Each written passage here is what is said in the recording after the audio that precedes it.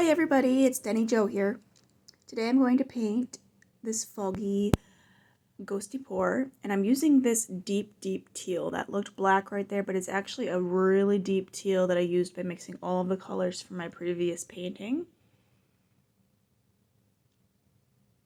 So this first bit I'm going to put in the bottom here is black, and that is a 1:1 ratio with Artist's Loft Soft Body Black and Flood brand Floetrol. This is a pseudo cloud mix. I like to mix about half and half Artist Loft Soft Body White with the Deco Art Satin and Enamel White, and then I put a dash of Floetrol and then water to thin it out, so it's significantly thinner than the rest of the paints. And then I would put a little bit of that deep teal and then some more black. That teal, since those paints were from the previous video, they're mixed, they're Master's brand paints, and they're mixed in about a 2:1 ratio with Floetrol, 2 parts Floetrol, 1 part paint.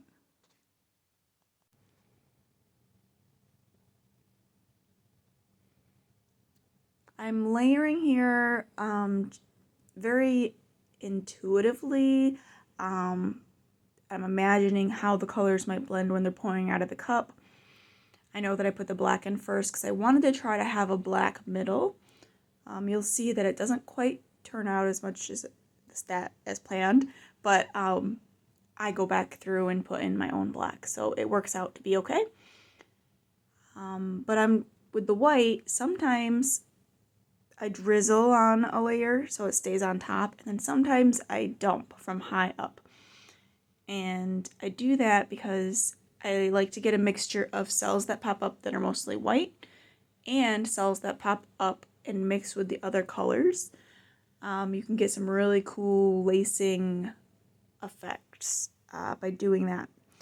You'll see some of that later in the video when the cells start to pop up.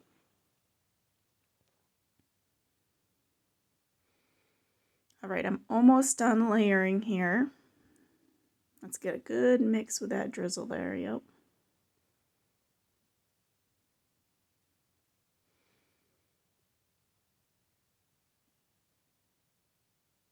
And then this is a 16 by 20 inch canvas.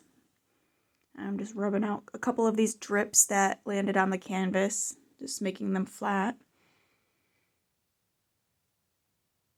And I'm pouring out from the same direction that I poured in. And I do a combo of straight pouring and maybe just a little bit of squiggles.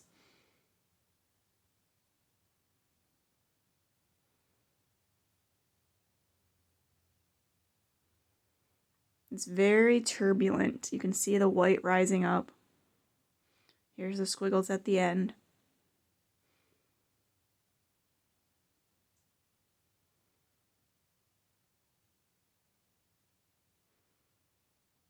Alright, so I didn't get as much black as I'd like at the end, but that is okay. I'm going to go back in and add in my own black.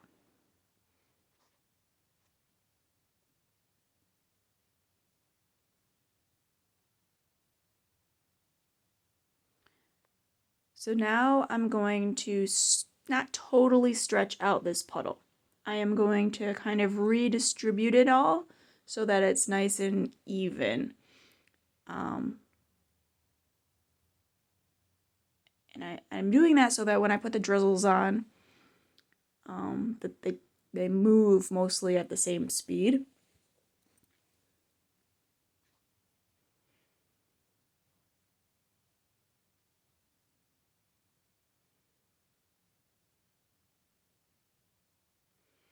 I'm seeing some really cool ghosty clouds just popping up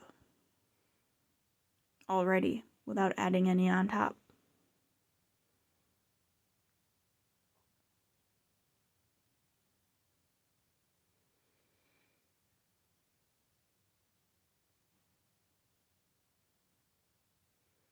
Okay, so I'm torching, and this helped a lot of those little clouds pop up, because every little bubble that I popped, so you can see sometimes like in the deep teal color there when I pop, tons of those little speckly bubbles pop. And they don't look like much at first. Like right now they just look kind of annoying and like static and texture, and they don't look very appealing. But as the paint gets stretched out, each one of those little dots opens up and creates a big puffy cell. So it ends up looking really cool.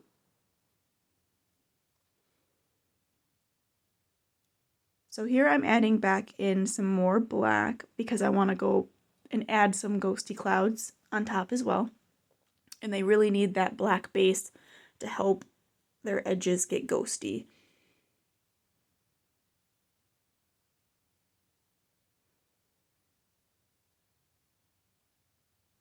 And I'm being very intuitive here, just squiggling and adding in designs that I feel look good. There's no rhyme or reason. I'm not trying to make anything look like anything in particular. I'm just kind of going with the flow. I'm going to speed it up here, and I am going to play some music. I hope you guys enjoy watching. I'll show you the wet results and the dry results at the end of the video.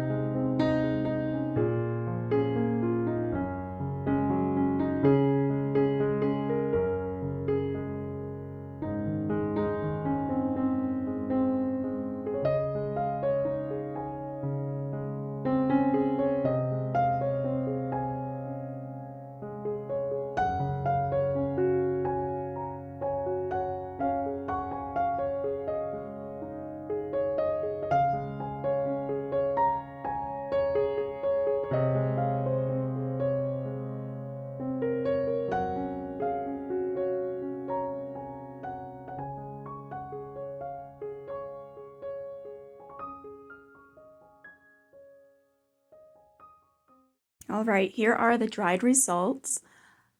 The color is more subdued, but it does look foggy. So I was inspired by this foggy, warm weather that we were having, and I feel like this teal has just that little bit of hint of green to it, but it's mostly gray, and it really gives me foggy vibes. Some of the cells that popped up are so delicate looking, and they have this little outline. Look at these. These are so cool looking.